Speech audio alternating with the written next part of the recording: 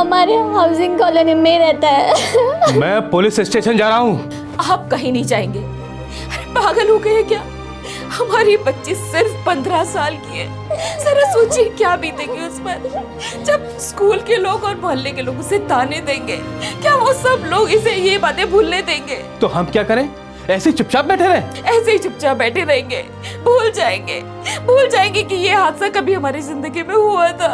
लेकिन वो हैवान तो चुप नहीं बैठेगा ना, फिर टूट पड़ेगा हमारी बेटी पर। छोड़ देंगे मुंबई, वापस पुणे चले जाएंगे।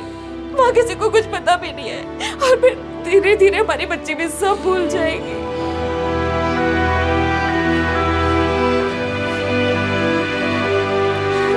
कांदिवली वेस्ट, मुंबई, महाराष्ट्र। एक स्कूल जाने वाली लड़की का बलात्कार होता है और आक्रामक उसी के मोहल्ले का एक बदमाश है। पर लड़की के माता पिता इस डर से पुलिस के पास नहीं जाते कि उनकी बेटी की आगे की जिंदगी बर्बाद हो जाएगी। काश उन्होंने ऐसा ना किया होता। अगर उन्होंने पुलिस के दरवाजे पर दस्तक दी होती तो वह दरिंदा आज 10 साल की जेल काट रहा होता। पर उनकी खामोशी उसकी विकृति के लिए प्रोत्साहन साबित हुई। इस रेपिस्ट ने अपनी घिनौनी हरकत दोहराई। एक और लड़की बनी उसकी वासना का शिकार। अक्टूबर 2011।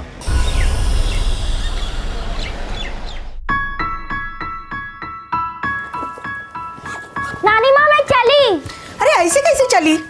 डिब्बा तो लेके जा। एक दिन ना मैं जबे के नीचे दब जाऊंगी नानी माँ। अब 3 दिन का खाना एक साथ पैक करती हो। चुप कर। सुबह से जाती है, शाम को लौटती है 6 बजे के बाद, फिर मामा के ऑफिस चली जाती है। हाँ, फिर तेरा खेल कूद। अच्छे से खाना नहीं खाएगी तो ताकत कहाँ से आएगी? अच्छा जिया सुन, वो साइना नगर वाला फ्लैट है ना, उसका क्लाइंट रजिस्ट्रेशन करवाना चाहता है। उसके पेपर्स भी रेडी करने फाइनल। स्कूल से लौटते ही कर दूंगी मामा, अभी बहुत लेट हो रहा है। बाय नानी, बाय मामा। Bye bye bye. कहीं नजर न लग जाए मेरी गुड़िया को। कितनी समझदार हो गई है ना।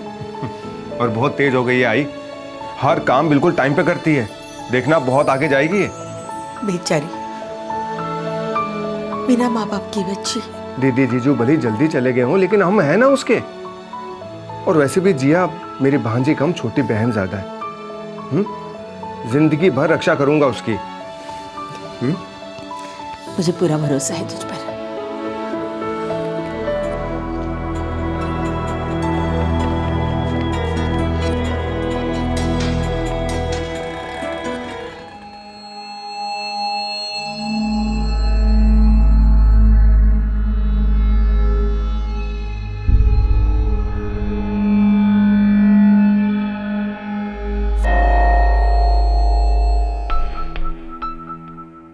सर जी 2 BHK की फ्लैट्स के तो बहुत मारामारी है। हाँ लेकिन 1 BHK के 3 मेरे पास फ्लैट्स हैं। 5 लोगों की फैमिली है। अब बच्चे भी बड़े हो रहे हैं, हमें तो 2 BHK ही चाहिए। अभी फिलहाल तो मेरी नज़र में ऐसा नहीं है, लेकिन हाँ मुझे पता लगते ही मैं आपको फ़ोन ज़रूर करूँगा। आप ये मेरा कार्ड रखिए आप।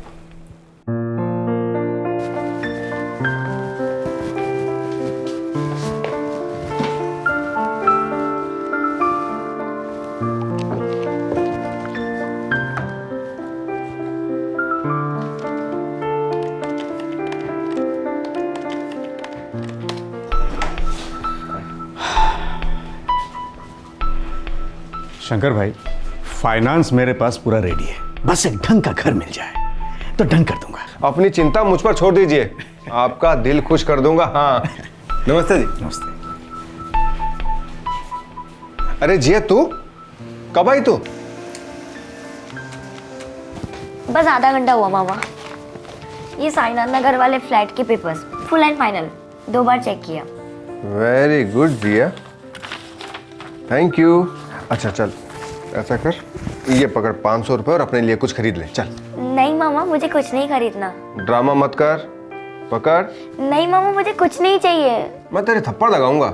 ये नहीं चाहिए, वो नहीं चाहिए। देख मेरी बात सुन, ऑफिस का आधे से ज्यादा काम तू करती है या नहीं करती? क्या मामा, ये भी कोई काम है क्या? अरे एक स्टेट एजेंट का आधे से ज्यादा काम तो ये पेपर वर्क होता है। अच्छा ठीक है, हम क्या करते हैं, इस महीने से तेरी सैलरी फिक्स कर देते हैं, ठीक है? तो ठीक है, मैं एक बड़ा सा लोन ले लेती हूँ। इतने साल आप लोग ने मेरी देखभाल जो की, धीरे धीरे सब चुका दूंगी। देख अब सच में तू लाफा खाएगी मुझसे। हाँ आप और नानी ना होते तो मेरा क्या होता? अगर तेरे मॉम डैड नहीं होते तो मेरा क्या होता हूँ? तुझे पता है, दीदी मुझे माँ की तरह प्यार करती थी और तेरे पापा ने ये बिजनेस शुरू करने में मेरी मदद की, मेरी उंगली पकड़कर मुझे बिजनेस सिखाया और मैं आपसे सीख रही हूँ। हाँ, तो फिर ये ड्रामा, ये नौटंकी मेरे सामने कर बंद, इसको रख अपने पास और हमेशा खुश रह। हाँ?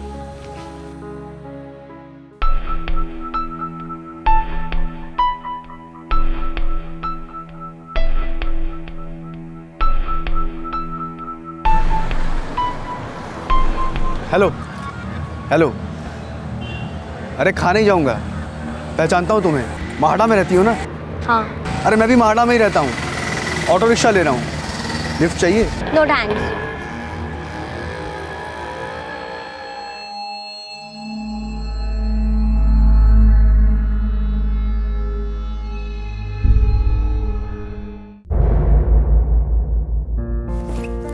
नानी माँ मैं चली। मैं फ्लाइंग किस दूंगी ना तो कहां से कहां उड़ जाएगी। रोज आधे से ज्यादा डब्बा वापस लेके आती है तू। क्योंकि मुझे डब्बा नहीं बना, हमारे घर में एक डब्बा काफी है। बदमाश। हाँ, मुझे मोटी कह रही है, अपनी नानी को मोटी कह रही है। हाँ, बस बस बस मस्का तेरा।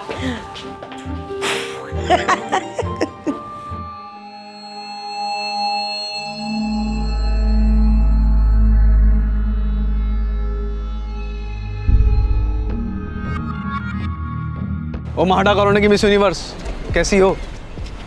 ओ मिस यूनिवर्स, मुझे मालूम है तुम्हारा नाम जिया है, तुमसे कुछ कहना है। क्या है, जल्दी बोलो। मुझे तुम बहुत सेक्सी लगती हो, आई लव यू। मैं कुछ समझी नहीं। मुझे तुम बहुत सेक्सी लगती हो, आई लव यू।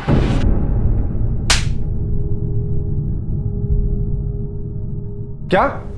कौन सी बिल्डिंग में रहता है? बिल्डिंग नंबर 1 के सामने पान की दुकान है, उसके पास खड़ा रहता है वो। मामा यही खड़ा रहता है वो। इस जगह पर? तो एक वो लड़का खड़ा रहता है इतना लंबा सा यहाँ पर, इस जगह पर कौन है वो जानते हैं आप? कहाँ रहता है वो? इसी बिल्डिंग में रहता है।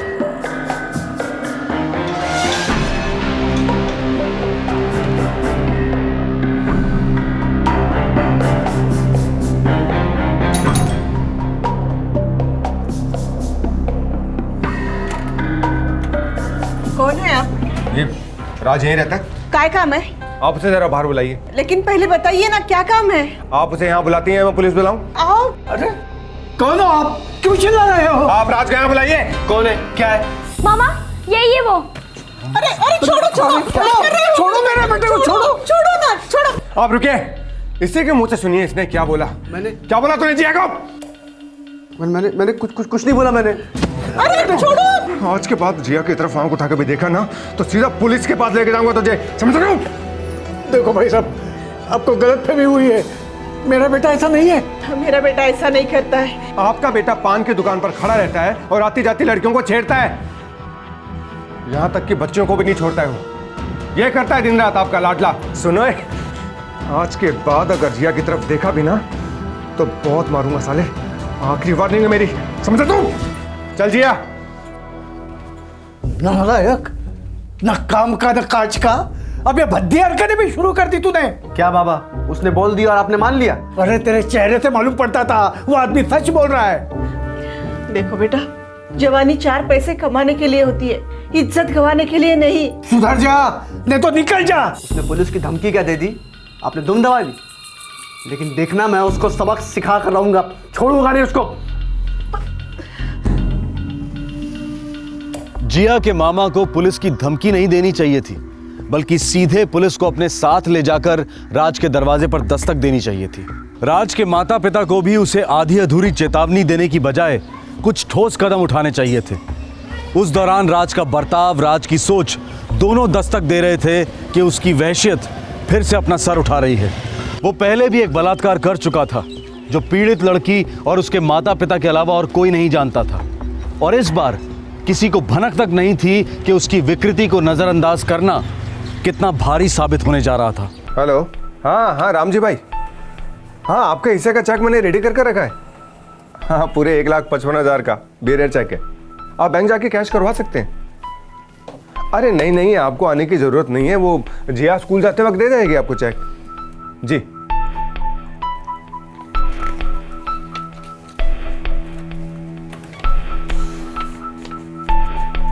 अच्छा जिया, अरे क्या बात, आज यूनिफॉर्म में नहीं है तू? वो स्कूल में नवरात्रि की प्रैक्टिस है ना, तो मैम ने फ्री ड्रेस अलाउ किया है। अच्छा अच्छा सुन, अस्मिता कॉलोनी में जाना और रामजी भाई को ये चेक ड्रॉप करते हुए जाना। हाँ ठीक है मामा। सी 402। हाँ ओके। नानी माँ मैं चली। अरे डब्बा तो लेके जा। ये दोनों की नौटंकी फिर से शुरू। हर रोज मुझे टेंशन देती है। आप भी ना हमेशा लास्ट मिनट पे ही डब्बा देती हो। अच्छा अभी के लिए टाइम प्लीज, जब मैं लौटूं तब लड़ते हैं। बाय नानी, बाय मामा। बाय। रुक, गले कौन मिलेगा? जा संभाल के जाना। बाय।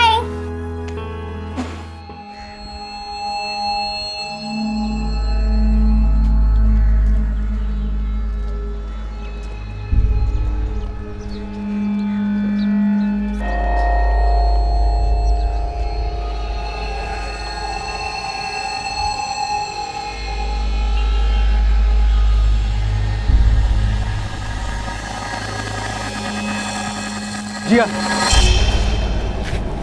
मेरे मामा ने तुम्हें वार्निंग दी थी ना? इसीलिए तो आया हूँ जिया, सॉरी बोलने। प्लीज़ जिया माफ़ कर दो। जिया मैं जानता हूँ कि मैं अच्छा लड़का नहीं हूँ, लेकिन जिया मैं सुधरना चाहता हूँ। तो जाके सुधरो, मेरा पीछा मत करो। तुम माफ़ करोगी तो मुझे हौसला मिलेगा खुद को सुधारने के लिए। अच्छा माफ कर दिया, आप चले जाओ। ऐसे नहीं जिया, प्लीज़ जिया, मेरी तरफ देखकर कहो ना कि तुमने मुझे माफ़ कर दिया। पीछा करना छोड़ दोगे ना? तुम्हारी कसम। अच्छा ठीक है, माफ कर दिया। थैंक्स जिया, थैंक्स। एक्सक्यूज मी मैम, ये मिर्च चौकी किधर है? आप उल्टे साइड आए हो, यहाँ से यू टर्न, फिर सिग्नल से पहला लेफ्ट, मिर्च चौकी जाता है। थैंक यू, कोई बात नहीं है, थैंक यू।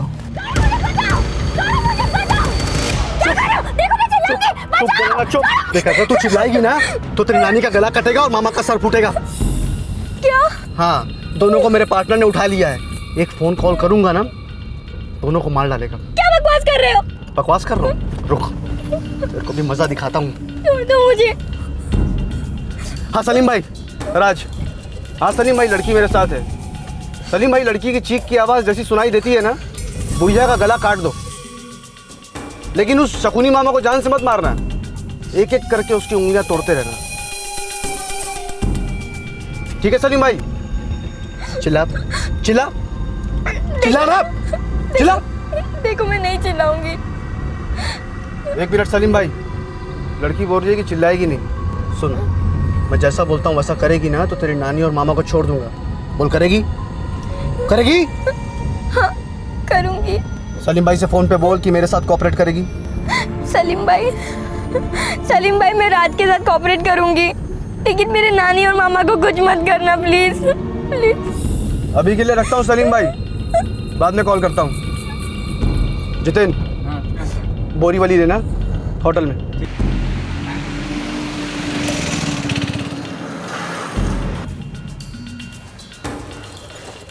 देख जिया, एकदम चुपचाप, एकदम नॉर्मल बनकर चलना। कोई भी नाटक नौटंकी की था तो मैं पकड़ा जाऊंगा, और अगर मैं पकड़ा गया ना तो फिर तुम दोबारा कभी अपनी नानी और मामा को देख नहीं पाओगी।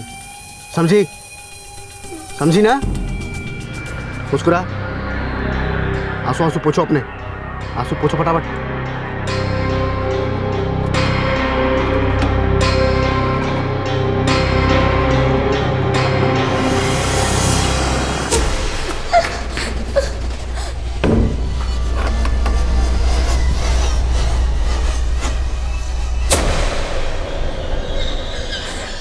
ये तुम मुझे कहाँ ले आए हो? क्या करने वाले हो?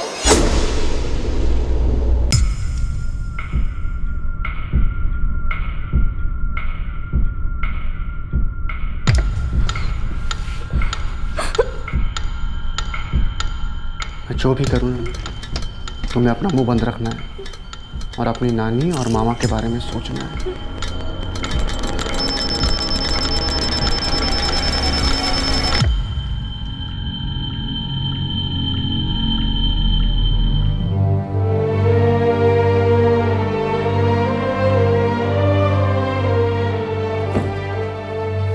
चलो तुम्हारी ट्यूशन क्लास लेता हूँ।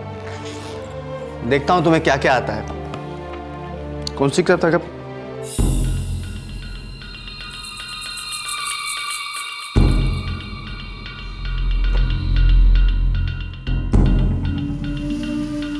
क्या बात है, इतना बड़ा बैरर चेक। लगता है अब हमारा 5 स्टार हनीमून होगा।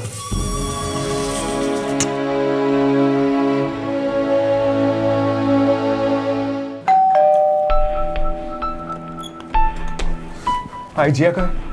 हाँ? जिया? काय झालं? जिया? जिया घर आई? वो तो स्कूल से डायरेक्ट तेरे ऑफिस जाने वाली थी ना? वो ऑफिस में भी नहीं आई और उसने रामजी भाई के यहाँ चेक भी नहीं पहुंचाया। कहीं वो स्कूल में वो डांस प्रैक्टिस के लिए तो नहीं रुक गई?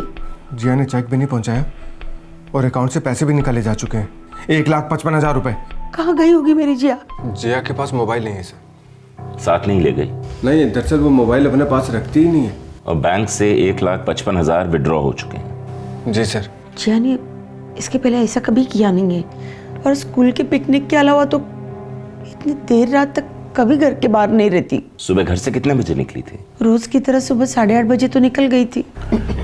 और स्कूल जाने से पहले वो रामजी भाई के यहाँ चेक ड्रॉप करने वाली थी, पर उसने ऐसा किया नहीं। जी सर।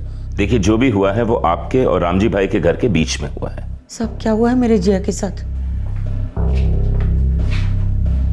पिछले कुछ दिनों कुछ अटपटा हुआ है क्या आप लोग के साथ? जी सर, इलाके का एक मवाली लड़का है राज। कल सुबह जब उसने जिया को छेड़ा तो कल शाम को मैंने उसके घर जाके उसे वार्निंग भी दी थी।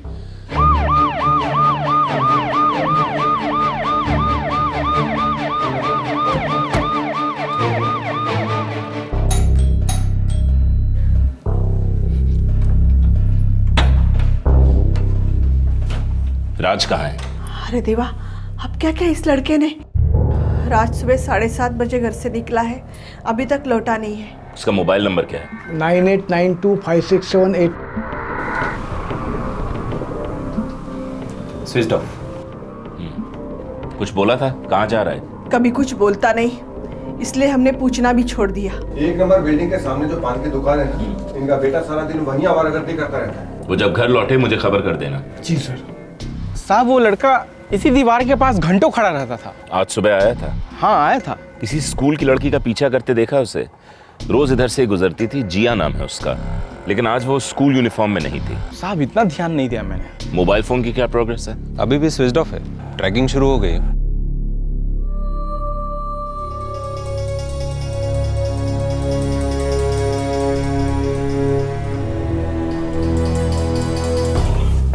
सर, मोबाइल फोन की last location Marve road signal के पास थी, पब्लिक एरिया है।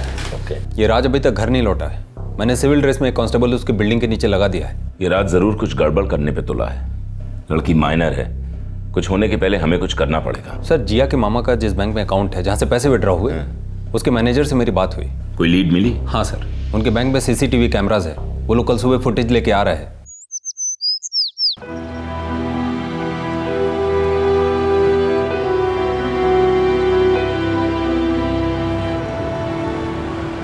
इतनी खूबसूरत ड्रेस ला के दी तुम्हें, लेकिन होठ मैच नहीं कर रहे। ऐसे मुस्कुराओ कि लोगों को लगे कि हम बॉयफ्रेंड गर्लफ्रेंड हैं। मुस्कुराओ, मुस्कुराओ। जतिन, ये 50,000 है, मैं इसको लेके निकल रहा हूँ, तू भी निकल। अपने एरिया में लौटना मत, ठीक है? मैं बीच बीच में फ़ोन करता रहूँगा, ठीक है? ये तेरा बैग। ढंग के कपड़े हैं ना? ब्रांडेड कपड़े हैं। चल तू ऐश कर, मैं निकला। चल चल, निकल निकल।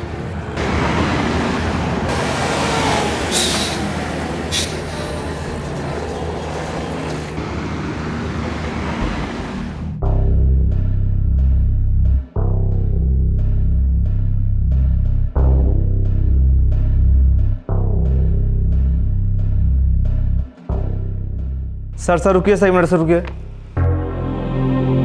सर। टोकन नंबर 17, यही वो लड़का सर। नहीं नहीं, ये राज नहीं है। उसका कोई जोड़ीदार हो सकता है। सर, ये राज जरूर इन्वॉल्व है। कल रात भर से घर नहीं लौटा और सेल स्विच ऑफ है, कंटिन्यूअस। वो चेक दीजिए। इस चेक पे जिसने भी कमलेश करके साइन किया है, उसका नाम कुछ भी हो सकता है, लेकिन कमलेश नहीं हो सकता। हो सकता है राज के माँ बाप को इस नकली कमलेश की असलियत पता हो। नहीं, हम इस लड़के को नहीं पहचानते। राज का कोई और दोस्त है जो इसे जानता हो? राज का कौन दोस्त है कौन दुश्मन हमें कुछ पता नहीं इंस्पेक्टर साहब। जब 10वीं फेल हुआ तब से स्कूल जाना उसने छोड़ दिया। उसके बाद उसने... एक मिनट, मुझे यहाँ आपके बेटे राज की लाइफ स्टोरी सुनने में कोई इंटरेस्ट नहीं है। एक 15 साल की बच्ची की जिंदगी दांव पे लगी हुई है और मुझे पूरा शक है कि आपका बेटा राज ही उसे उठा के ले गया है। अगर आप दोनों मुझसे कुछ छुपा रहे हैं तो इतना समझ लीजिए, हालत खस्ता कर दूंगा आप दोनों की भी। और कितनी हालत खस्ता कर देंगे इंस्पेक्टर साहब। कौन से माँ बाप को अच्छा लगेगा कि उनका इकलौता बेटा इतनी घिनौनी हरकत पर उतर आए। हेलो, हाँ ठेव सर। 10 मिनट के लिए राज का फोन स्विच ऑन हुआ था। लोकेशन रोमिंग है पुणे के आसपास। पुणे में आपका कोई है? पुणे में हमारा कोई नहीं है सर। वो थाने के किसी नंबर से बात कर रहा था। एग्जैक्ट लोकेशन अभी मिली नहीं है। रास्ते में मिल जाएगी।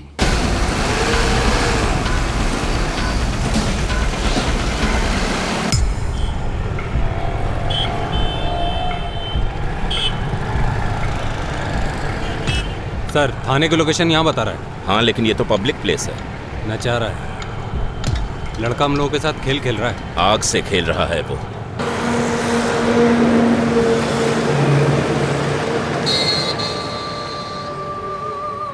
कहाँ ले जा रहे हो मुझे? हनीमून पर चिकनी। अब तो मेरी नानी और मामू को छोड़ दो प्लीज। जब मेरा दिल तुझसे भर जाएगा ना, तब तेरी नानी और मामू का पिंजरा खुल जाएगा। वो कहाँ है? किस हाल में? अरे एकदम फर्स्ट क्लास हालत में है तेरे जैसे। तुझे अपने पास रखने के लिए मैंने उन्हें अपना फिक्स डिपॉजिट बनाया है। सुन, तू ना बस मुझे खुश रख और मैं उन्हें खुश रखूँगा। हाँ? आज अब रोने से क्या होगा? पुलिस पूरी कोशिश कर रही है ना।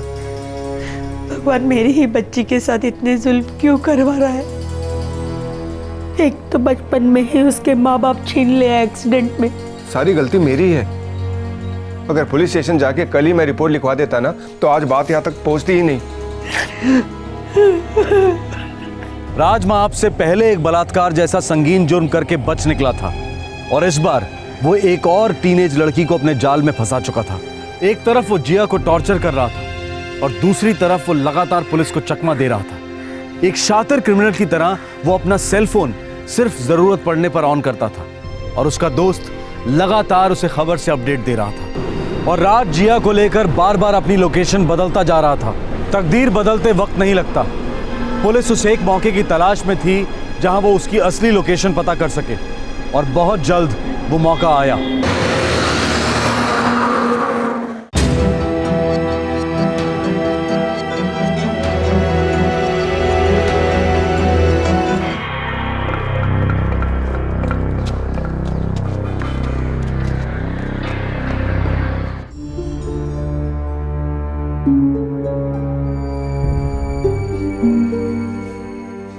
जिया, नानी और मामा को आखिरी बार गोवा से ही बाय बाय बोलोगी?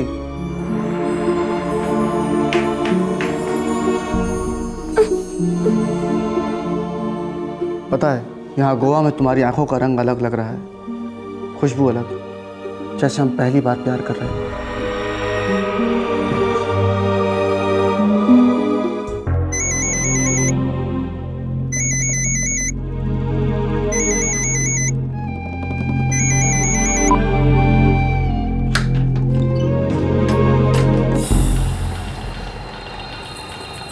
हेलो, हाँ राज, अब बोल।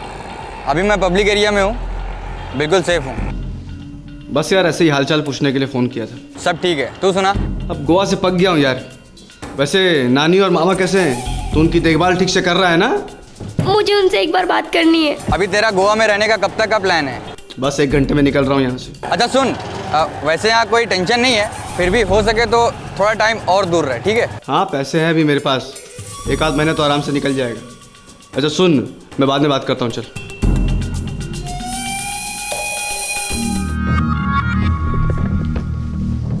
तुझे ना मेरे ऊपर हाथ नहीं उठाना चाहिए था। तेरे मामा को मेरे घर में घुसकर मेरी इंसल्ट नहीं करनी चाहिए थी। अब देख, तेरी नानी और मामा दोनों तकलीफ में है ना।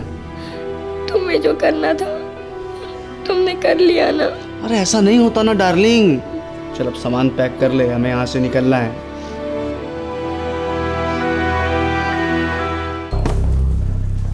सर, राज का फोन आधे घंटे पहले स्विच ऑन दिखा रहा था। कॉल लोकेशन गोवा थी। कोई छोटा सा होटल है अंजुना बीच के पास। हमें फौरन निकलना चाहिए। लेकिन सर, जब तक हम गोवा पहुंचेंगे वो शायद वहां से निकल चुका होगा। शायद नहीं, वो जरूर निकलेगा और इसी भागा दौड़ी में वो फिसलेगा और हमसे टकराएगा अपनी शामत से।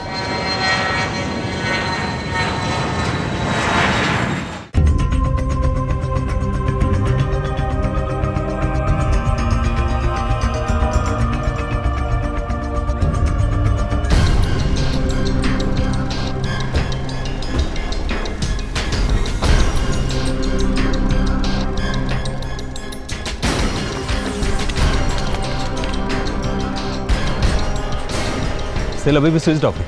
वो अभी भी गेम खेल रहा है।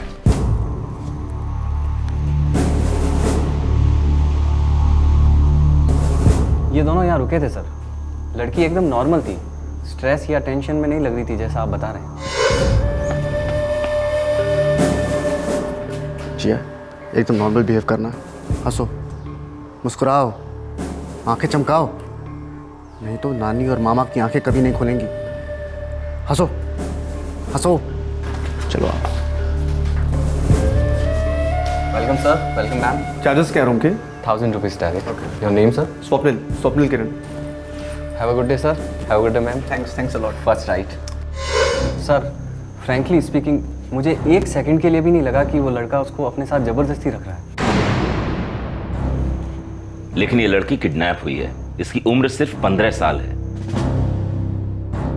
गढ़वी, गोवा की पुलिस से कोऑर्डिनेट करो। ये फोटोग्राफ्स गोवा के हर पुलिस स्टेशन में भिजवा दो। Yes sir. ये बात समझ में नहीं आ रही है। ये राज जिया को हर पब्लिक प्लेस में घुमा रहा है, वो भी खुलेआम। फिर भी वो चिल्लाकर किसी से मदद क्यों नहीं मांग रही है?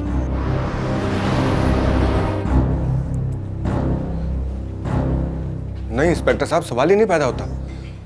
जिया अपनी मर्जी से राज के साथ कभी जा ही नहीं सकती। उसने तो राज को सरेआम थप्पड़ मारा था और मेरे साथ उसके घर भी गई थी, जहां मैंने उसके माँ बाप के सामने राज को वार्निंग दी थी। उसी का बदला ले रहा है वो राज। देखिए, उसके साथ पूना गई, गोवा गई, हर जगह खुलेआम घूम रही है। नहीं इंस्पेक्टर साहब, मेरी जिया पर शक मत कीजिए। वो ऐसी लड़की नहीं है। वो अंदर ही अंदर घुट रही होगी। 3 हफ्ते हो गए उसे हमसे बिछड़े हुए। पता नहीं उस राज ने उसके साथ क्या क्या किया होगा। मेरी मोर जैसी बच्ची।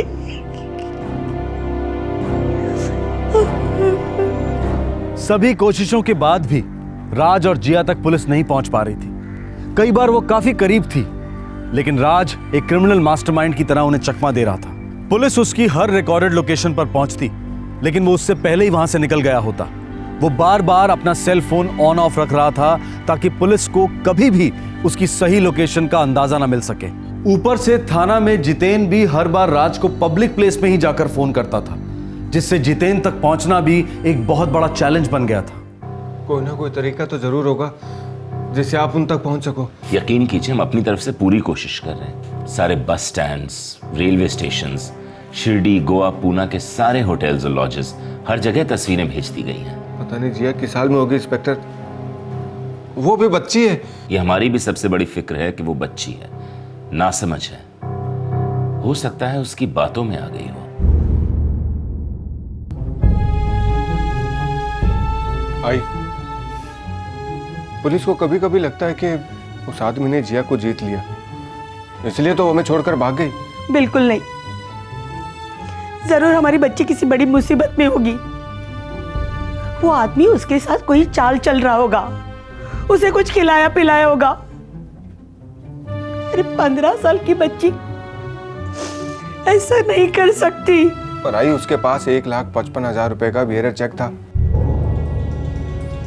चुप कर शंकर। जिया के बारे में ऐसा बिल्कुल मत सोचना। अगर ऐसा ही सोचोगे ना तो ऐसी ही उल्टी सीधी बातें दिमाग में आती रहेगी। निकाल दे इन ख्यालों को दिमाग से। बस ये सोचो कैसे बचाए हम हमारी बच्ची को, कैसे उसे घर लाएंगे।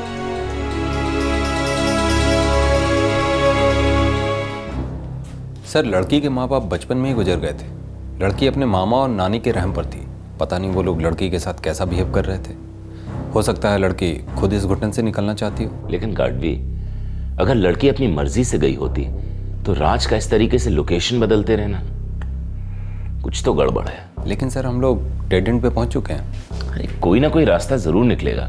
फिर कर क्या सकते हैं सर? देखो, यह आदमी एक पैटर्न में लोकेशन बदल रहा है। Pune Shirdi Goa, again Pune Shirdi Goa. Last location Shirdi थी, मुझे पक्का शक है अगली लोकेशन गोवा होगी, और इस बार हम उससे पहले उस लोकेशन पे पहुंचेंगे। जिया का अपहरण अक्टूबर 2011 में हुआ था। पूरे 1 महीने तक राज उस बच्ची को मामा और नानी को मार डालने की धमकी देकर उसके साथ हर किस्म की जबरदस्ती करता रहा, लगातार बलात्कार करता रहा। साथ ही साथ राज पुलिस के साथ लुका छिपी के खेल को एक अलग ही लेवल पर ले गया। आखिरकार राज फिसला। एक मौके ने पुलिस के दरवाजे पर हल्की सी दस्तक दी और पुलिस टूट पड़ी। सर आपका डाउट सही निकला। राज का फोन स्विच ऑन था। वो शिरडी और गोवा के बीच है। गोवा, यही हमारा मौका है।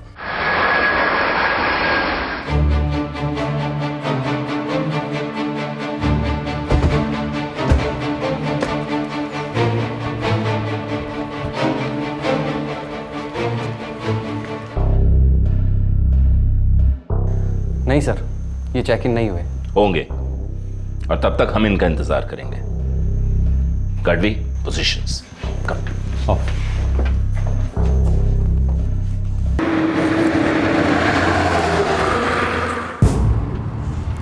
राज, ये टॉर्चर और कब तक चलेगा? जब तक मेरे दिमाग के अंदर का टॉर्चर खत्म नहीं हो जाता, जब तक तुम्हारे थप्पड़ की याद मिट नहीं जाती, तब तक ये सब चलता रहेगा। तुमने तो बदला ले लिया ना, अब जाने दो मुझे प्लीज। मेरा बदला भी पूरा नहीं हुआ है जिया। कब होगा? कैसे होगा? मुझे थप्पड़ मारो जी भर के, सबके सामने, पर अब बस करो प्लीज। मुझे मेरे नानी और मामू के पास जाने दो प्लीज।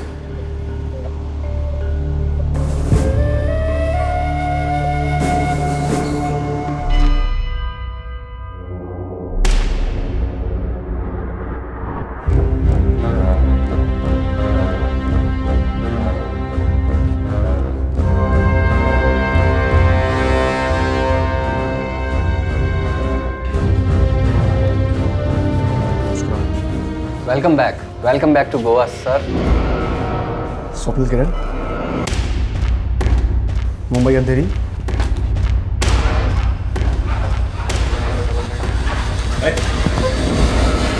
बचाओ बचाओ। डरो मत बच्ची, हम लोग मुंबई पुलिस से हैं। तो प्लीज मेरे नानी और मामा को बचा लीजिए, नहीं तो सलीम भाई उनका गला काट देंगे। ये झांसा देके तुमने इस बच्ची को डरा के रखा है साले। हाँ? हाँ? से डरो मत बच्ची, तुम्हारे नानी और मामा किसी सलीम भाई के पास नहीं है, सेफ है। हाँ? तुम्हारी राह देख रहे हैं। सब प्लीज मुझे नानी और मामा के पास ले चलो, मुझे घर जाना है।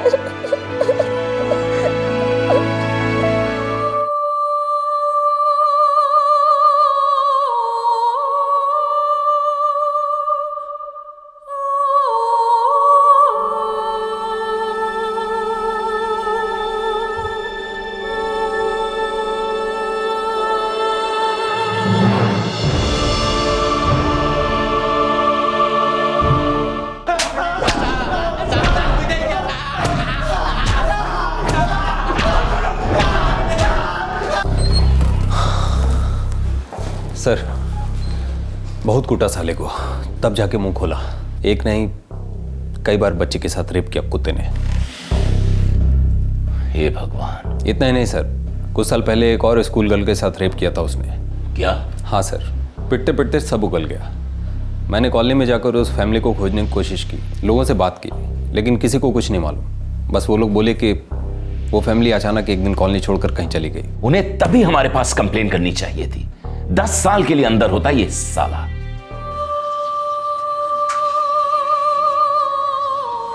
बहुत डिप्रेस रहती है, काफी कम बोलती है, अपनी नानी से भी नहीं खुलती, रोती तो बिल्कुल नहीं, पूरी ब्लैंक हो गई। मैं समझ सकता हूं शंकर, इतना सब कुछ झेला है इस बच्ची ने। देखो, इसके काउंसलिंग के सेशंस शुरू करवा दो जल्दी से जल्दी। ऐसी हालत में इसे जितना प्यार, जितना विश्वास मिले वही अच्छा है। इसे यह महसूस नहीं होना चाहिए कि इस सारे मामले में इसकी कोई गलती रही है।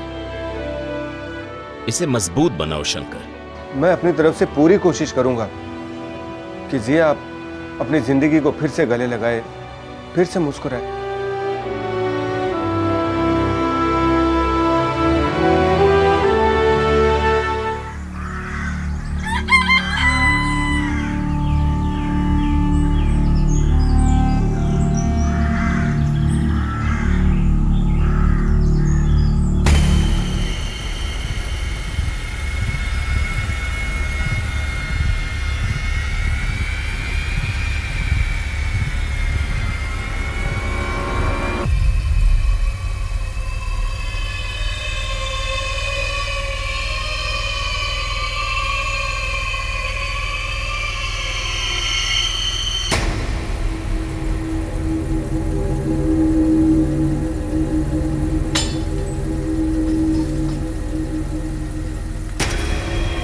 हाँ,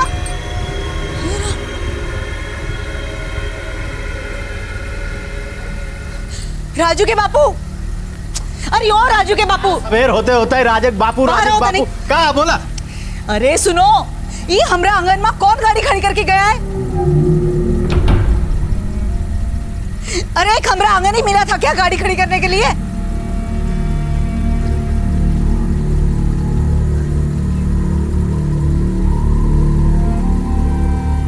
इंजन में तो चालू है, ड्राइवर बिना है भीतर। क्या माजरा है?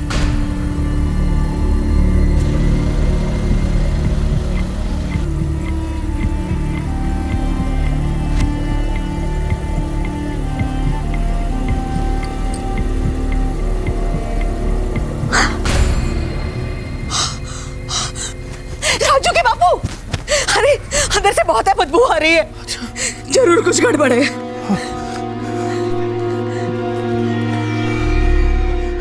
साहब जी, वो इनोवा गाड़ी तो हमारे आंगन में पड़ी है।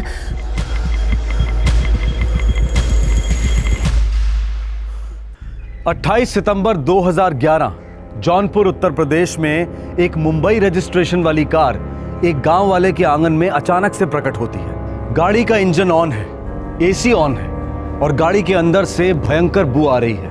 क्या था उस गाड़ी के अंदर और कहां से आई थी ये गाड़ी? एक आदमी था जो इन दोनों सवालों के जवाब जानता था और वो था चरण, वही गांव वाला जिसके आंगन में ये गाड़ी पाई गई थी।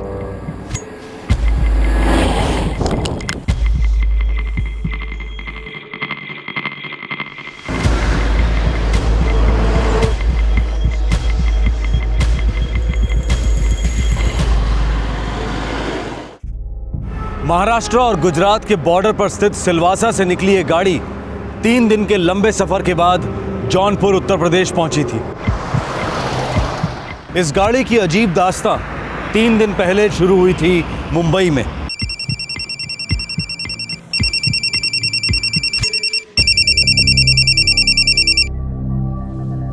हेलो मनोज जी, हाँ जी बोल रहा हूँ। मैं गीता। गीता? हाँ, सीमा की जेठानी जी। कैसे याद किया आपने? मनोज जी, मैं हमारे मुलुंड वाले फ्लैट से बात कर रही हूँ। क्या बात है गीता जी, आप थोड़ी परेशान से लग रही हैं। वो आपकी बहन सीमा। क्या हुआ सीमा को? एक्सीडेंट हो गया है सीमा का। एक्सीडेंट? कहाँ पर? सीरियस तो नहीं है ना? उतना तो मुझे नहीं पता, बस अभी थोड़ी देर पहले मेरे पति विशाल का फोन आया था, सिलवासा में हुआ है। पर मुझे किसी ने फोन क्यों नहीं किया? विवेक कहाँ है? देवर जी सीमा के साथ ही हैं। अच्छा, मैं उन्हीं को फोन करता हूँ। जी।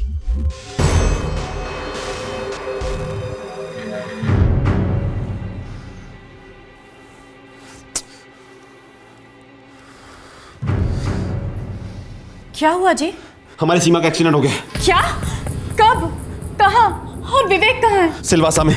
सीमा की जेठानी गीता का फोन आया था, विवेक भी उसी के साथ है। फोन ट्राई कीजिए। अजीब है, किसी का फोन ही नहीं लग रहा है, ना विवेक का ना सीमा के जेठ का। उसके सास ससुर का भी फोन बंद आ रहा है, सबके फोन स्विच ऑफ है। देखिए जी, मुझे ना कुछ भी ठीक नहीं लग रहा। आप अभी के अभी उनके मुलुंड वाले फ्लैट में जाइए ना, हो सकता है कि सीमा की जेठानी गीता झूठ बोल रही हो।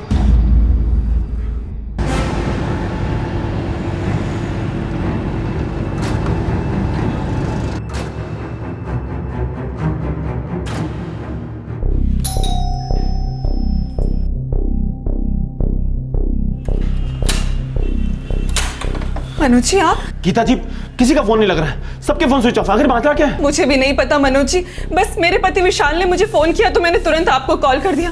मैं भी बहुत देर से कोशिश कर रही हूँ, सबके फोन स्विच ऑफ है। गीता जी, आपको मेरे साथ चलना पड़ेगा अभी। मनोज जी, मुझे भी बड़ा अजीब लगा जब इन्होंने कॉल किया। कितने बजे किया था? 10:15 बजे। अब गीता, गीता बुरी खबर है। क्या हुआ विशाल, आप ठीक तो है ना? गीता, सीमा का एक्सीडेंट हो गया है और वो सीरियस है।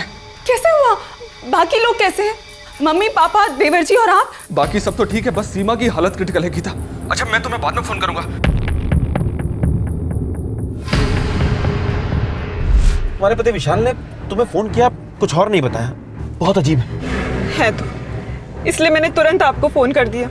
ये लोग सिलवासा कब गए? आज सुबह। सब लोग गए लेकिन आप नहीं गई? मुझे भी कुछ समझ में नहीं आया।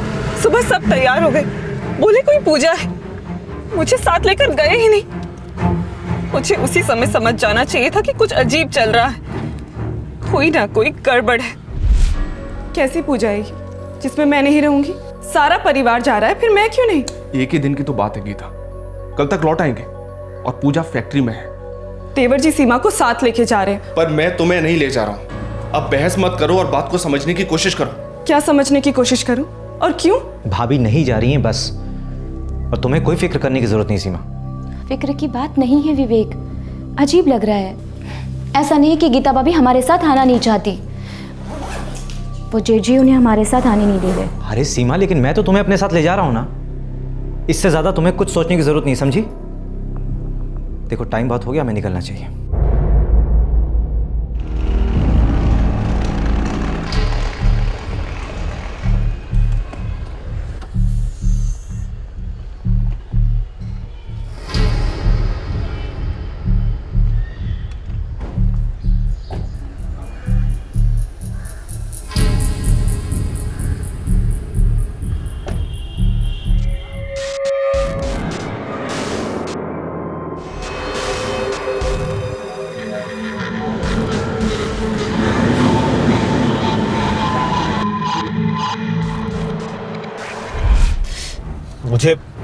मुझे सीमा के लिए बहुत डर लग रहा है। मुझे भी।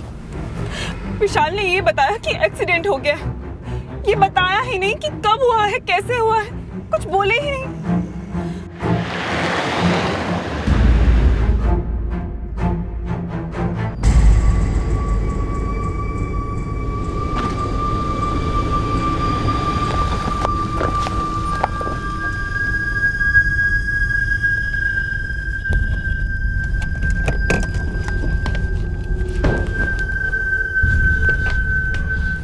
यहाँ तो ताला लगा है, मुझे तो ये एक्सीडेंट वाली बात ही झूठी लगती है।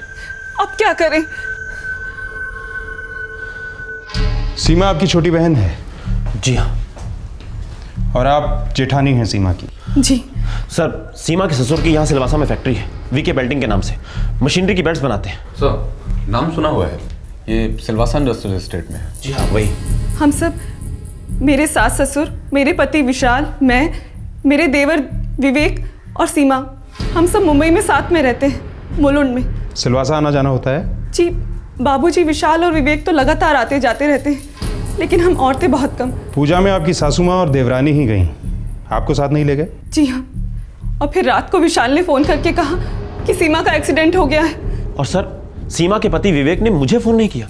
मैं सीमा का इकलौता भाई हूँ, मुझे तो गीता जी ने फोन करके बताया। इंस्पेक्टर साहब, जरूर कुछ ना कुछ गड़बड़ है। हाईवे पेट्रोल के साथ चेक करो एक्सीडेंट केसेस के लिए, सारे हॉस्पिटल्स चेक करो और आज के केसेस पे ध्यान दो। Yes sir. सर, ये सीमा की तस्वीर है।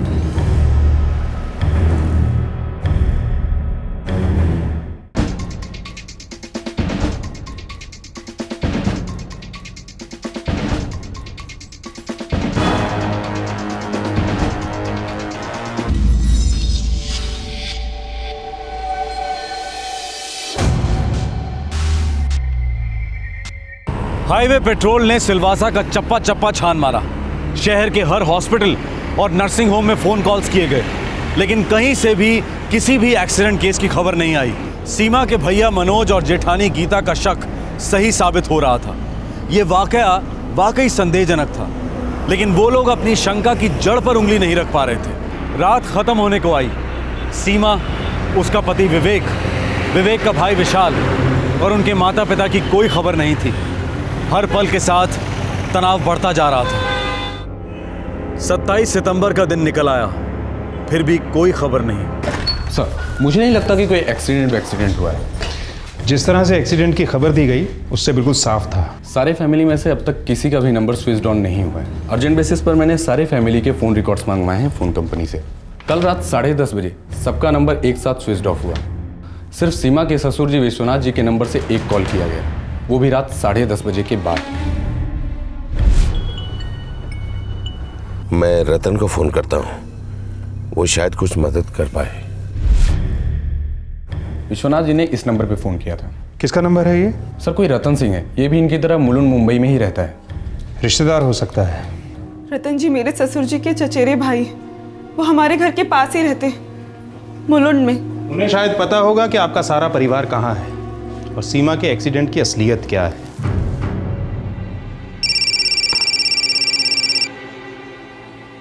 हेलो, रतन सिंह जी? हाँ जी, बोल रहा हूँ। आपके चचेरे भाई विश्वनाथ सिंह ने कल रात 11:30 बजे आपको फ़ोन किया था। विश्वनाथ ने? नहीं किया था, पर बात क्या है? आप कौन बोल रहे हैं? मैं सिलवासा से पुलिस इंस्पेक्टर अधिकारी बोल रहा हूँ। और आप झूठ बोल रहे हैं, लेकिन सच निकलवाना हमारा पेशा है।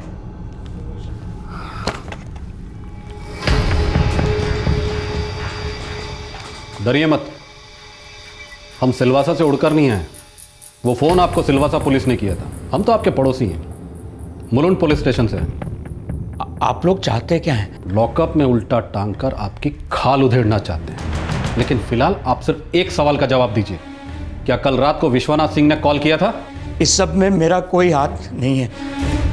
हाँ, विश्वनाथ भाई साहब ने मुझे फ़ोन किया था।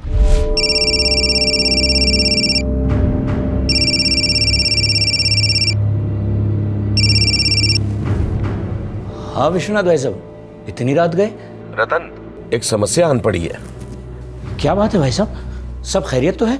हम लोग सिलवासा से थोड़ी दूर हैं, बस 1:30 के करीब मुलुंड पहुंच जाएंगे। क्या हुआ, क्या है, बात क्या है? तुम्हें कुछ इंतजाम करने होंगे। भाई साहब ये सब क्या कह रहे हैं, मुझे कुछ भी समझ में नहीं आ रहा है। रतन जी, ये आसान नहीं होगा। इसीलिए तो आपको बुलाया है डॉक्टर अविनाश। आप हर मुश्किल आसान कर सकते हैं। लेकिन मेरा मतलब? आपका मतलब पूरा होगा। जो पैसा आप मांगेंगे आपको मिलेगा।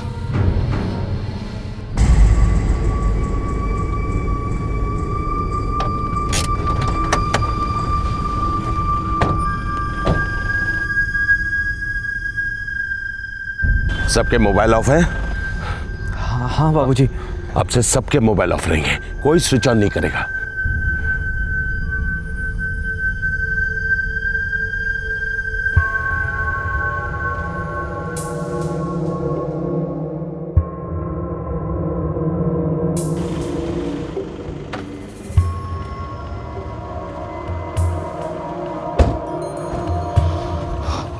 भाई साहब, ये डॉक्टर अविनाश है। देखिए, रतन जी ने मुझे सब कुछ समझा दिया है, लेकिन मुझे लगता है ये मेरे लिए बहुत मुश्किल होगा। 25 लाख से कुछ आसानी होगी? पैसों का सवाल नहीं है विश्वनाथ जी, मुझे एक बार देखने दीजिए। आइए आइए।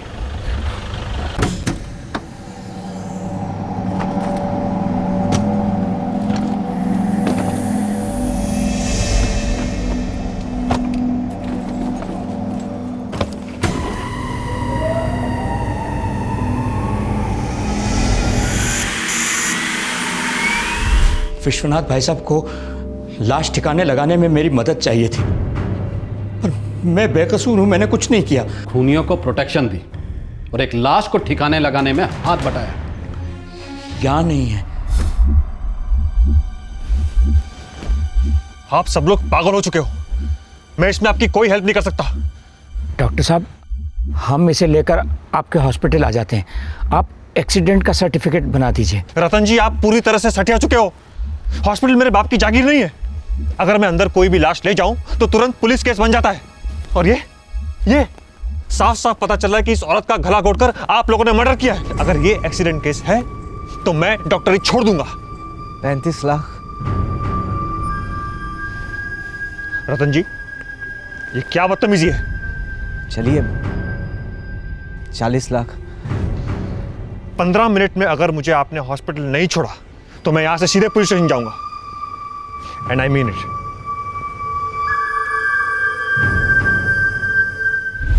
मैंने डॉक्टर अविनाश को वापस उनके हॉस्पिटल पर ड्रॉप किया। फिर विश्वनाथ भाई साहब और उनका परिवार वहां से निकल गए। कहाँ के लिए? वो पता नहीं सर। अरेस्ट करो इसे। और डॉक्टर अविनाश, जब वो जानता था कि मर्डर हुआ है तो चुप क्यों बैठा? हमें इन्फॉर्म क्यों नहीं किया? उसे भी हिरासत में लो।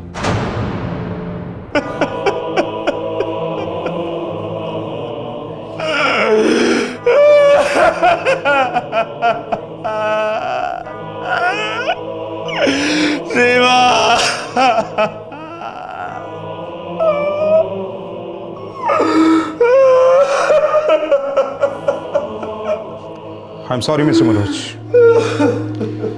हम विश्वनाथ सिंह और उसके पूरे परिवार को पकड़ के रहेंगे। उनकी इनोवा गाड़ी के लिए हमने रेड अलर्ट जारी कर दिया है। स्टेट के सभी बॉर्डर्स पे मैसेज पहुंच गए हैं। Yes sir. विश्वनाथ सिंह के बंगले की तलाशी लो और उसे सील कर दो। वीके बेल्टिंग के सारे वर्कर्स को राउंड अप कर लो। वीके बेल्टिंग्स की भी तलाशी लो और उसे भी सील कर दो। जी सर।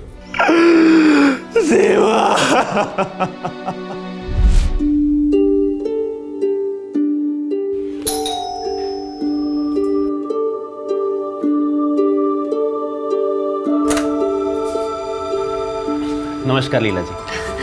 अरे सुनिए, सीमा के भाई साहब आए हैं। आइए आइए। अरे भाई मनोज, तुम हमेशा ये तोहफे क्यों ले आते हो? क्यों शर्मिंदा करते हो? नहीं विश्वनाथ जी, ऐसी कोई बात नहीं है। आप लोगों ने मेरी बहन को इतना प्यार दिया है, उसके आगे तो कुछ भी नहीं है। अब आप भाई बहन बैठकर जी भर के बातें करो। मुझे काम पे निकलना है, मुझे देर हो रही है। नमस्कार। वाह भैया, आपकी चॉइस हमेशा से ही टॉप की होती है। भाई किसका है? जीजा साहब कहाँ है? आजकल आपके जीजा साहब को पहलवानी का शौक चढ़ा है, जिम गए हैं। Very good. सीमा, सब ठीक है ना? तो खुश तो है?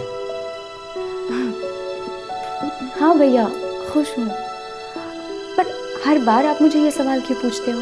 क्योंकि मेरे लिए तेरी खुशी सबसे ज्यादा मायने रखती है। जानती हूँ। अरे हाँ भैया, आप वो इंडियन ऑयल पेट्रोल पंप की एनओसी ले आए? मैं साइन कर देती हूँ, ताकि आप उस पेट्रोल पंप के साथ जो करना चाहते हैं कर सकते हैं। पापा गुजरने से पहले जो करना था करके गए। उन्होंने मुझे साफ साफ कहा था कि इंडियन ऑयल पेट्रोल पंप सीमा का ही रहेगा। मेरे लिए उन्होंने दूसरा पेट्रोल पंप और कपड़े की दुकान छोड़ी है ना। भैया, मुझे हर बार इस सब्जेक्ट पर बहसबाजी नहीं करनी है। मुझे वो पेट्रोल पंप नहीं चाहिए। वो आपका था और आप ही का रहेगा। लेकिन सीमा, पापा की बात। भैया, आप मेरे लिए पापा से कम नहीं हैं। मम्मी पापा के गुजरने के बाद आपने मुझे दोनों का प्यार दिया है। और वैसे भी इस घर में भगवान का दिया सब कुछ है। हमें पेट्रोल पंप की कोई ज़रूरत नहीं है। और हाँ, अगली बार आते समय अगर एनओसी नहीं ले आए तो मैं आपसे बात नहीं करूँगी। बहुत जिद्दी है ना, कभी नहीं सुधरेगी। अगली बार एनओसी नहीं तो कट्टी। अरे अरे मनोज भैया, कैसे हैं आप? मैं अच्छा हूँ, तुम कैसे हो? बढ़िया। भैया को चाय वाय पूछी कि नहीं? और भैया, आप खाना इस बार यहीं खा के जाएंगे, हर बार की तरह नहीं चलेगा। अरे भैया, क्या खाना खाएंगे? तुम्हारी पत्नी सर खा गई है मेरा, सुनती नहीं है। क्यों सीमा, भैया को क्यों परेशान करियो? क्या बात हो गई? हाँ, कोई बात नहीं है, मैं खाने का देखती हूँ। एनओसी नहीं तो कट्टी। एनओसी? क्या बात है भैया? अरे कुछ नहीं, पापा गुजरने से पहले सीमा के नाम एक पेट्रोल पंप कर गए थे। अब सीमा जिद पे अड़ी है कि वो पेट्रोल पंप मैं रख लूं। ये भी कोई बात हुई? अच्छा, सीमा ने मुझे कभी बताया नहीं इस बारे में। यही तो प्रॉब्लम है। लेकिन मैं बोल बोल के थक गया हूं, मेरी तो सुनती नहीं। तुम्हारी पत्नी है, तुम उससे बात करो ना, समझाओ उसे। ये पेट्रोल पंप वाली बात घर में बहुत उछलती रही क्या? कमाल है, सीमा ने कभी आपको बताया नहीं? क्या नहीं बताया? यही कि पेट्रोल पंप आपको वापस करने वाली बात हमारे घर में किसी को रास नहीं आई थी। सब बहुत नाराज थे सीमा से। विवेक, मेरे मनोज भैया ने आज तक मेरे लिए इतना सब कुछ किया है, मैं उनके लिए इतना तो कर ही सकती हूँ। और वैसे भी पेट्रोल पंप पर उनका हक बनता है, आखिरकार उन्होंने तो विदा किया था मुझे। इसमें कौन सी बड़ी बात है? तुम्हारे बड़े भैया हैं, वो उनका फर्ज बनता ही है। और तुम्हारे मनोज भैया को जो कुछ देना था ना, वो तुम्हारे पापा ने दिया और काफी दिया। लेकिन तुम्हारे हिस्से में क्या आया? सिर्फ एक पेट्रोल पंप। एक बात कान खोलकर सुन लो तुम, हम हमारा हिस्सा किसी भी हालत में नहीं छोड़ने वाले। सॉरी विवेक, ये पेट्रोल पंप मेरा है जो मैं अपने भैया को दे चुकी हूँ। बस एक एनओसी साइन होनी बाकी है। वो तो साइन होने से रही। पापा, आप समझाइए ना विवेक को। आपका इतना बड़ा बिजनेस है, एक पेट्रोल पंप से क्या फर्क पड़ता है? एक एक पैसे का फर्क पड़ता है, और बड़े बिजनेस ऐसे नहीं खड़े होते। विवेक तुम्हारा पति है, इसलिए तुम कोई भी फैसला अकेले नहीं कर सकती। पेट्रोल पंप इस घर में आया है, वापस नहीं जाएगा। सच में ये लालच तो मेरे समझ के बाहर है, और मैं इसे समझना भी नहीं चाहती हूँ। बस मैं इतना जानती हूँ कि ये पेट्रोल पंप मेरे भैया का था और उन्हीं का रहेगा। मैं इस फैसले से पीछे नहीं हटूंगी। अरे इतना तेवर और ऐसी जुबान लड़ाना! लगाम हाथ में लो विवेक, समझाओ बहू को। शादी के बाद ये मनमानी नहीं चलेगी।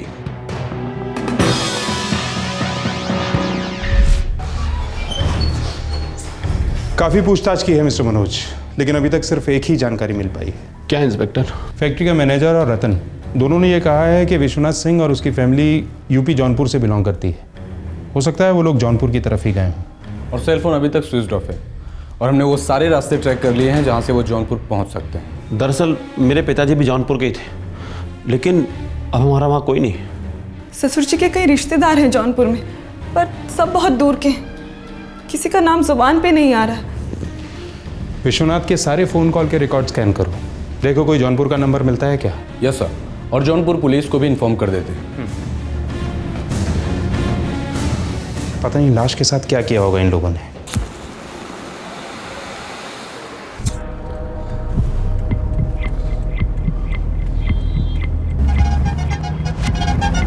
मुझे गीता को लेकर बहुत फिक्र हो रही है, कहीं उसे शक हो गया तो? आपको गीता भाभी को फोन करना ही नहीं चाहिए था भैया। अरे अगर मैं उसे फोन नहीं करता तो वो मुझे फोन पे फोन करती, और अगर उसे मेरा फोन स्विच ऑफ मिलता तो वो और परेशान हो जाती। तो फिर भी ठीक होता। एक्सीडेंट वाली बात बोलना ही गलत था, उसे तुम्हें बोलना ही नहीं चाहिए था। अरे लेकिन माँ मैं... अरे भाई, जो होना था वो हो चुका, अब सिर्फ आगे की सोचते हैं। हमें जल्द से जल्द इस लाश को ठिकाने लगाना होगा।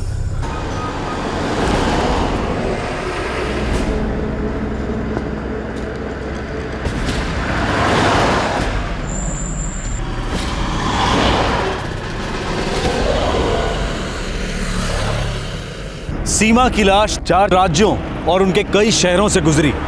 सीमा की लाश को विश्वनाथ सिंह और उसके परिवार ने गाड़ी में छुपा कर रखा था, सबकी नजरों से दूर। लेकिन कब तक लाशें छुपाए नहीं छुपती। भैया स्प्रे थोड़ा और कीजिए, बू बर्दाश्त नहीं हो रही है, इतना काफी नहीं होगा। लगता है स्प्रे खत्म हो गया है, हमें कहीं रुककर एक और खरीदना चाहिए। ऐसे करो, तुम थोड़ा ऐसे और बढ़ाओ। अब एक काम करो, खिड़की खोल लेते हैं। भैया खिड़की कैसे खोल सकते हैं? खिड़की खोलने से सारा स्प्रे हवा हो जाएगा। अरे खिड़की खोली तो बदबू भी फैलेगी और टोल नाके पे तुरंत पकड़े जाएंगे।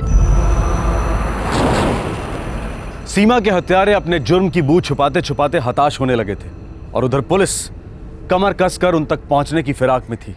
सर, मैंने विश्वनाथ सिंह के कॉल लिस्ट के सारे नंबर ट्रैक कर लिए हैं। एक नंबर पे कई बार कॉल किया गया है, 895780। किसका नंबर है ये? चरण सिंह का। ये विश्वनाथ सिंह का रिश्तेदार है, जौनपुर में रहता होगा। बिल्कुल करेक्ट सर। जौनपुर की तैयारी करो तुरंत। Yes sir. और ये चरण सिंह, इसका नंबर लिख के दो मुझे।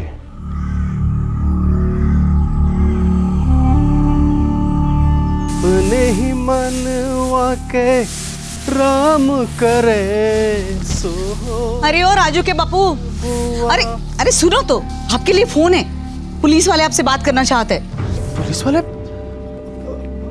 हमसे क्या बात करना चाह रहे हैं? कहते कहीं सिलवासा बिलवासा से बोल रहा है। सिलवासा? खुद ही बोले जा रहे। हेलो, सिलवासा पुलिस स्टेशन से इंस्पेक्टर अधिकारी बोल रहा हूँ। क्या बात है साहब जी? मुंबई के विश्वनाथ सिंह क्या लगते हैं आपके? वो तो हमारे मामी के बहन के लड़के हैं। पिछले 2 दिनों में फ़ोन पर बात हुई उनसे? जी नहीं, लेकिन साहब सब ठीक है ना? गंगा मैया की कसम खा के कहते हैं साहब जी, हमको कुछ नहीं मालूम है। जी जी साहब जी। टीम रेडी है। बनारस की पहली फ्लाइट रात 8 बजे है। टिकट्स बुक हो चुके हैं। वहाँ से जौनपुर बाई रोड 3.5 घंटे का रास्ता है। कल की सुबह हम चरण सिंह के घर पर होंगे। देखिए, हमें मजबूत शक है कि विश्वनाथ सिंह अपनी फैमिली के साथ जौनपुर में ही है। छुपने के लिए और कोई जगह नहीं है उनके पास। इंस्पेक्टर साहब, मैं भी आपके साथ चलूंगा। अगर आप यहीं रह के इंतजार करेंगे तो बेहतर होगा। हम आपकी बहन के कातिलों को साथ लेकर ही आएंगे। तब तक हो सके तो आप अपने आप को संभालिए।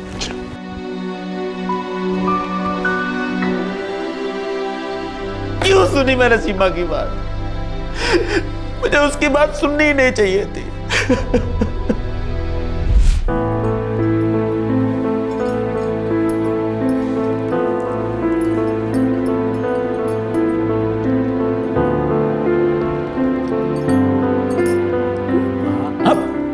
गलत बात।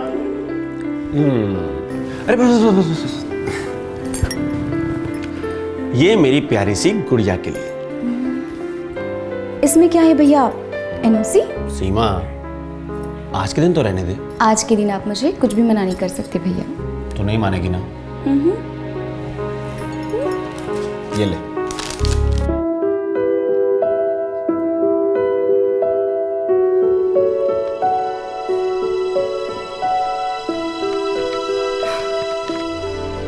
आज मेरा दिल हल्का हो गया है भैया। पर मेरा भारी हो गया। ये गलत है सीमा। मेरे पास सब कुछ है, किसी चीज की कमी नहीं। इस एक पेट्रोल पंप से मुझे कोई फर्क नहीं पड़ता। पर इसे आपको लौटाने से मुझे बहुत फर्क पड़ता है भैया। शायद आप नहीं समझ पाएंगे। वो दुखी थी और मैं उसका दर्द ही नहीं समझ पाया।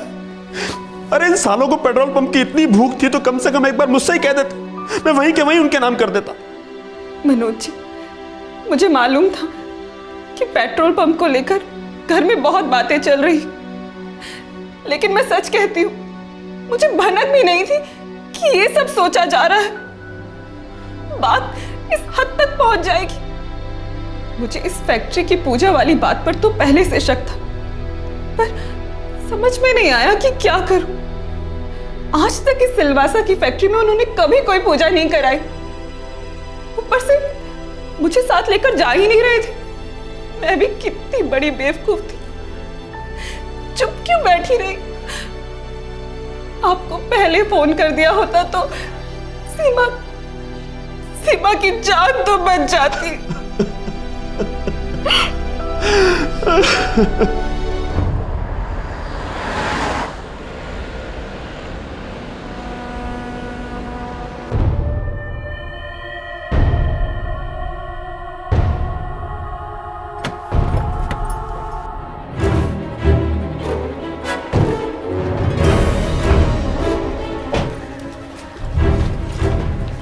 सुनिए विवेक, पूजा तो फैक्ट्री में हो रही है ना? हाँ, लेकिन वहाँ थोड़ी देर में जाएंगे। चलो अभी अंदर चलो। चलो चलो चलो।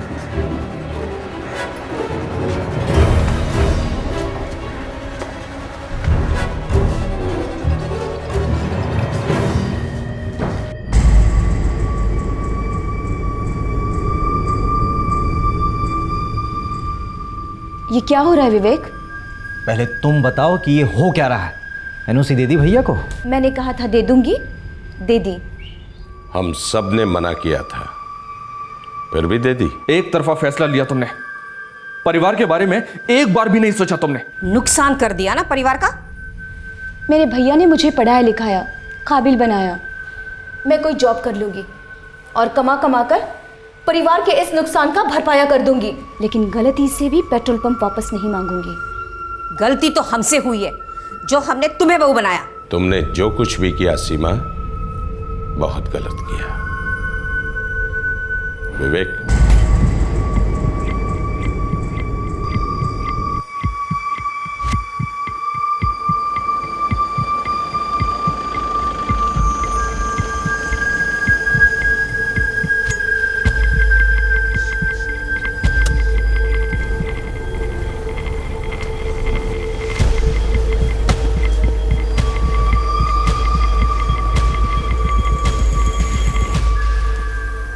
इंजन स्टार्ट रखना, एसी भी ऑन रहेगा। इससे पहले कि बदबू हवा में फैले, हम लोग हवा हो जाते हैं, ठीक है?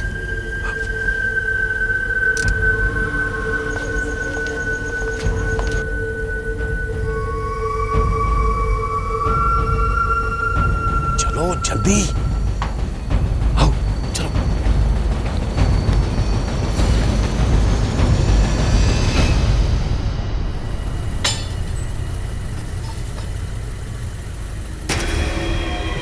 हाँ,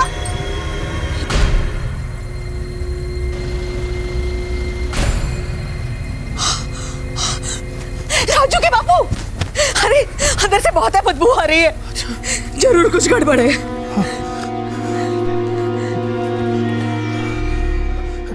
साहब जी, वो इनोवा गाड़ी तो हमारे आंगन में पड़ी है।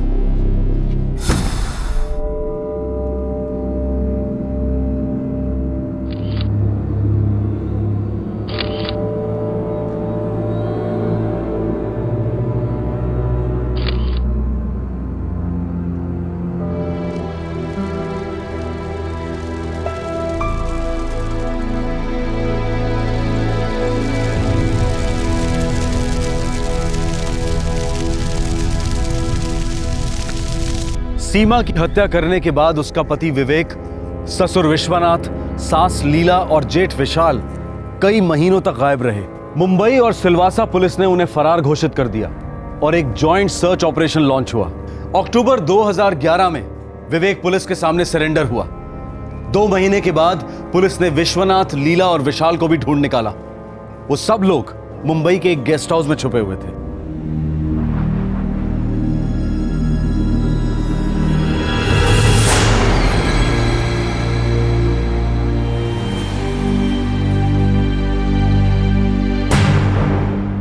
पुलिस इस वक्त इस केस की चार्जशीट तैयार कर रही है और उम्मीद है कि ये केस जल्द से जल्द कोर्ट में पेश होगा। इस केस का एक और पहलू भी है जिसे दर्शकों को दिखाना हमने उचित नहीं समझा, इसलिए उसे फिल्माया नहीं गया।